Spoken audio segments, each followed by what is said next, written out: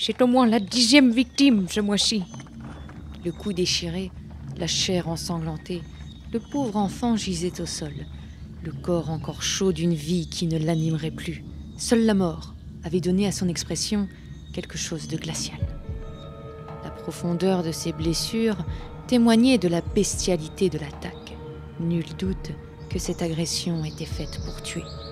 Dans le village, on s'interrogeait, se demandant qui pouvait bien être à l'origine de ces meurtres, jusqu'à ce jour.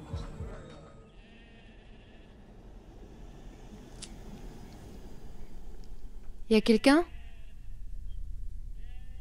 Je vous ai vu dans les buissons. Hein.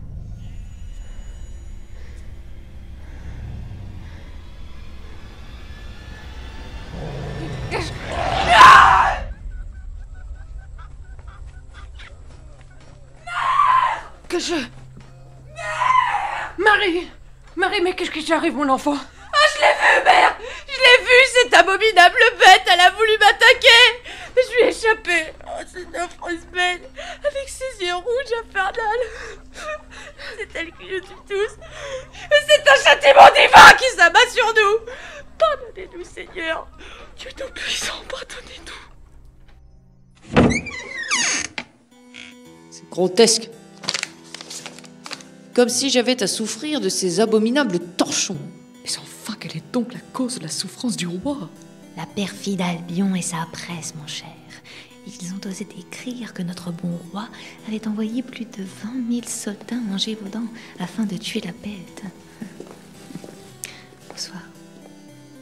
Et cette bête, figurez-vous, n'était rien d'autre qu'une vulgaire chatte. Mais c'est insensé. Eh oui, et que celle-ci aurait même tué toute la garnison de notre bon roi. Oh!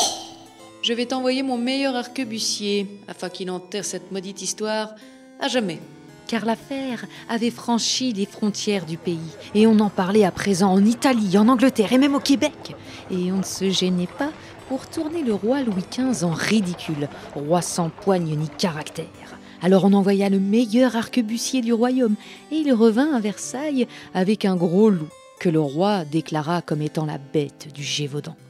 Même si l'affaire fut enterrée par les communiqués officiels, pour les habitants de la région, l'histoire était tout autre.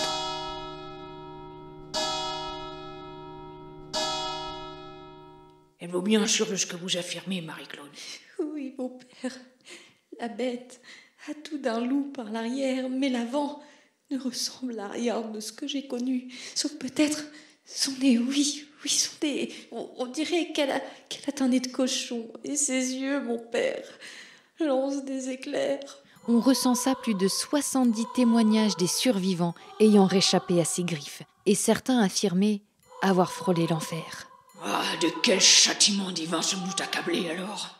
Même si la bête s'attaquait en majorité à des femmes et à des enfants de 8 à 15 ans, plusieurs hommes furent aussi victimes du monstre, et même lorsqu'ils étaient à cheval. Certains imputent à la bête plus de 80 victimes, tandis que d'autres n'hésitent pas à monter jusqu'à 400 morts. On a donné plusieurs visages à cette créature. Une hyène, un ours, un croisement entre un loup et un chien de combat, d'un canidé dressé à l'attaque. On accuse même un villageois, un certain Jean Chastel, tandis que d'autres préfèrent accuser un seigneur pédophile, car 3 des victimes auraient été retrouvées avec leurs chemisiers délicatement déboutonnés. On a aussi dit qu'il s'agissait d'un homme revêtu d'une peau de bête, mais des gens accoutumés à la campagne auraient-ils pu confondre un homme avec une bête, ou même ne pas savoir reconnaître un loup, alors qu'à cette époque, on tuait bien une centaine de loups dans la région. Quoi qu'il en soit, notre histoire se termine en 1767, lors d'une battue. Une bête est tuée, et 2 ans après l'intervention de l'envoyé du roi, les attaques cessent finalement. Et ses yeux, mon père, lancent des éclairs. Mais qu'est-ce que... Ah!